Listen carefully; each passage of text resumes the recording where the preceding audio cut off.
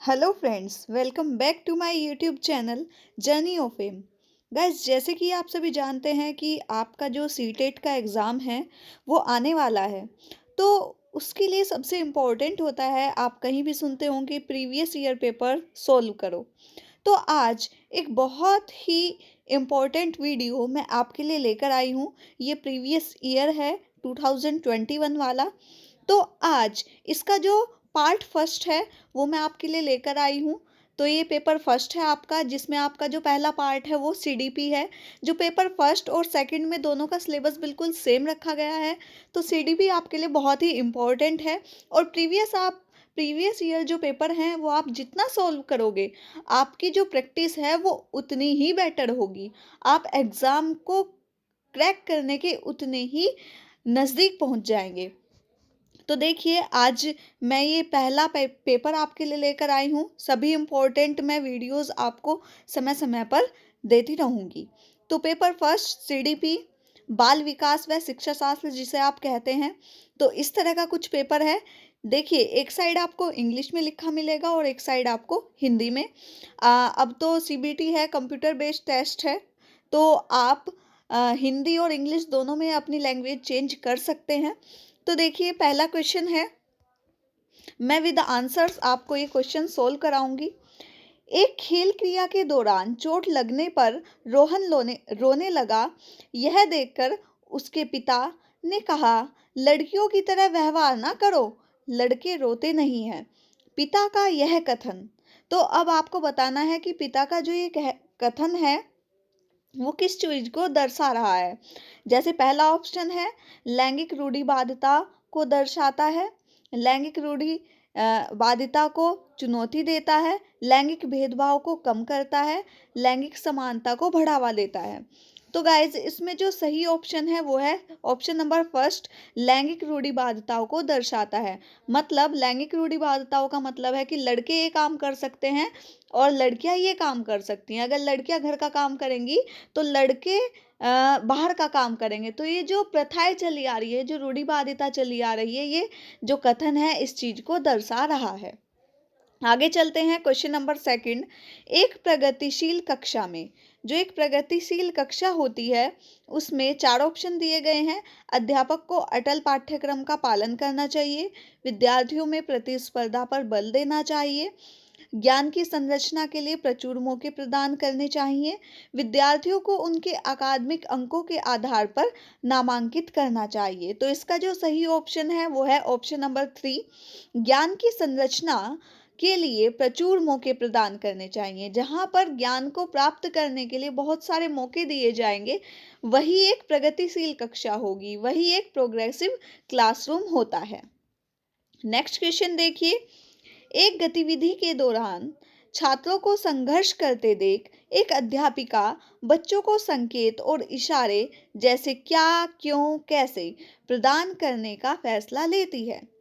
लेव वाइगोत्स्की के सिद्धांत के अनुसार अध्यापिका की यह योजना, मतलब जो ये क्या, क्यों, कैसे है, तो जो हमारे वो हैं लेव वाइगोत्स्की, उनकी जो थ्योरी है उसके अनुसार जो अध्यापिका है उसकी क्या योजना है। बच्चे को अधिगम के लिए अनुप्रेषित करेगी, अधिगम के लिए पाठ या आधारभूत संरचना का काम करेगी, छात्रों में प्रत्याहार निकास प्रवृत्ति प्रदान करेगी, या अधिगम की प्रक्रिया अर्थहीन होगी। तो इसका जो सही ऑप्शन है वो ऑप्शन नंबर टू है, जो अधिगम की आधारभूत संरचना पर काम करेगी। मतलब जब कोई हम चीज बताते हैं तो उसमें हम ये बताते हैं ये क्या हुआ, कैसे हुआ, क्यों हुआ, कब हुआ।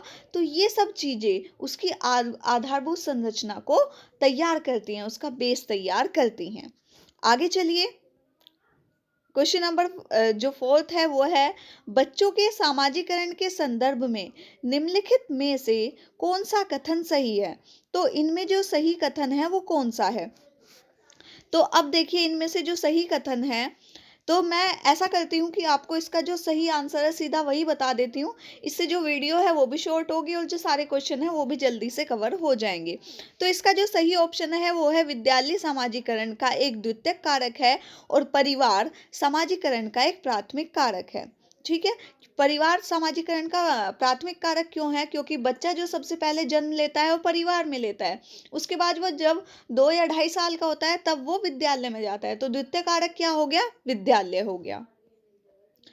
नेक्स्ट क्वेश्चन है, बहुबुद्धि का सिद्धांत जोर देता है। तो जो बहुबुद्धि का सिद्धांत जोर देता है वो बुद्धिमत्ता की जो विभिन्न दशाएं हैं उनको दर्शाता है कि वो किन किन दशाओं की ओर चलती है। लॉरेंस कॉलबर्ग के सिद्धांत के अनुसार किसी कार्य को इसलिए करना क्योंकि दूसरे इसे स्वीकृत देते हैं नैतिक विकास के चरण को दर्शाता है। तो कौन से नैतिक विकास के चरण को दर्शाता है? तो इसका जो सही ऑप्शन है वो ऑप्शन नंबर 2 है, ये प्रथागत को दर्शाता है। लेव वाइगोत्स्की का सामाजिक सांस्कृतिक परिप्रेक्ष्य अधिगम प्रक्रिया में डैश के महत्व पर जोर देता है। तो किसके महत्व पर जोर देता है? तो ये सांस्कृतिक उपकरणों के महत्व पर जोर देता है। तो कौन सा इसका सही है? ऑप्शन नंबर फर्स्ट इसका बिल्कुल सही है। नेक्स्ट देखिए, जीन पियाजे अपने संज्ञानात्मक विकास के सिद्धांत में संज्ञानात्मक संरचनाओं के रूप में वर्णित करते हैं। तो संज्ञानात्मक रूप में कौन सा वर्णित करते हैं? तो स्कीमा और मनोबल। तो आपने स्कीमा अच्छे से पढ़ा होगा, तो काफ़ी इंपॉर्टेंट है, इसको जरूर पढ़ लीजिएगा क्योंकि इससे क्वेश्चंस आने वाले हैं। जीन पियाजे के संज्ञानात्मक विकास के सिद्धांत में पूर्व संक्रियात्मक अवस्था के विकास का मुख्य गुण क्या होता है?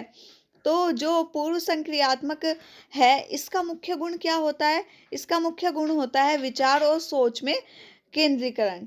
तो जो विचार है और सोच है उसका केंद्रीकरण करना, ठीक है, उसका जो थॉट्स हैं उनको केंद्रीकृत मतलब एक जगह सेंट्रलाइज करना। क्वेश्चन नंबर 10, विकास के संदर्भ में निम्न में से कौन सा कथन सही है? तो अब बताइए इनमें से कौन सा कथन सही है? तो इसका सही ऑप्शन है विकास बहुआयामी होता है, ठीक है। तो जो विकास है वो मल्टी डायमेंशनल होता है, तो इसका सही ऑप्शन ऑप्शन नंबर 4 है।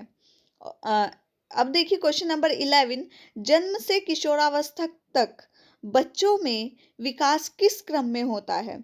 तो जन्म से किशोरावस्था तक जो बच्चे में विकास होता है वो किस क्रम में होता है, ये हमें बताना है। तो इसका जो सही ऑप्शन है ऑप्शन नंबर फर्स्ट है, संवेदी, मूर्त और अमूर्त, ये इसका सही क्रम है, ठीक है। सबसे पहले संवेदी होता है, फिर मूर्त होता है और फिर अमूर्त होता है, ठीक है। क्वेश्चन नंबर 12, एक प्रगतिशील कक्षा में व्यक्तिगत विभिन्नताओं को किस प्रकार देखा जाना चाहिए? तो इसका जो सही ऑप्शन है ऑप्शन नंबर 4 है, अध्यापन अधिगम प्रक्रिया की परियोजनाओं के लिए महत्वपूर्ण जो होता है उसके लिए देखा जाना चाहिए। क्वेश्चन नंबर 13, एक समावेशी कक्षा में डैश पर जोर होना चाहिए। तो किस पर जोर होना चाहिए एक समावेशी कक्षा में? तो इसका ऑप्शन नंबर 4 बिल्कुल सही है, हर बच्चे के सामर्थ्य को अधिकतम करने के लिए अवसर प्रदान करना। तो मतलब हर एक बच्चे को अवसर प्रदान करने चाहिए। नेक्स्ट है, दिव्यांगजन अधिकार अधिनियम 2016 के अनुसार निम्न में से किस शब्दावली का प्रयोग उपयुक्त है? ठीक है, तो किस शब्दावली का है? छात्र जिसे शारीरिक दिव्यांगता है, तो दिव्यांगता शब्द का प्रयोग किया गया था। अब देखिए क्वेश्चन नंबर 15, अधिगम कठिनाइयों को जूझते छात्रों की ज़रूरत को संबोधित करने के लिए एक अध्यापक को क्या नहीं करना चाहिए? तो एक अध्यापक को क्या नहीं करना चाहिए ये हमें बताना है। तो इसका जो सही ऑप्शन है वो है ऑप्शन नंबर 4, शिक्षा शास्त्र और आकलन की जटिल संरचनाओं का प्रयोग, ठीक है। तो जो जटिलता है उसका प्रयोग नहीं करना चाहिए, ठीक है। तो ये आपके कुछ इंपॉर्टेंट 15 क्वेश्चन थे। इसकी जो नेक्स्ट वीडियो है, इसका जो पार्ट 2 है वो मैं जल्दी आपको प्रोवाइड करा दूंगी, जिससे आपकी और अच्छी प्रैक्टिस हो जाएगी।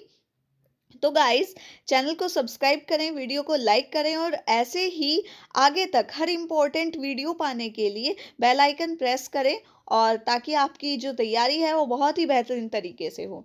तब तक के लिए thank you so much, all the best for your exam.